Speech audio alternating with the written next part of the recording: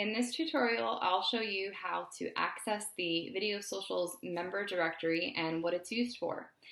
You'll first have to log into the Videosocial dashboard, and once you're logged in, you will select the members on the left-hand side in the vertical menu bar here.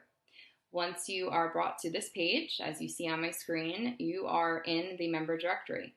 And this is really a place to find and connect with Videosocial members, maybe those who are in your home club, maybe those who you met when you attended a different club, or if you're looking for a referral, maybe you need an estate planning attorney, you can come in here and search for folks by their first name, their last name, or by their profession. So to search for someone using any of those specific keywords, you can look over to the right-hand side of my screen here. There's a little search bar.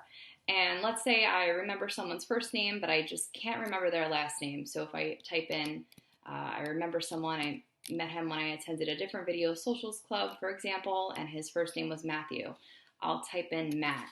And here in the results, you can see it filters anyone who has the name Matt in their name.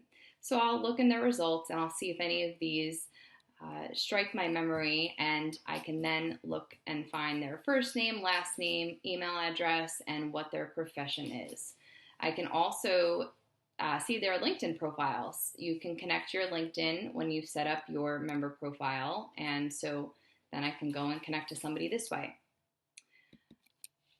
Or another example, let's say I'm looking for an estate planning attorney. I will type in estate.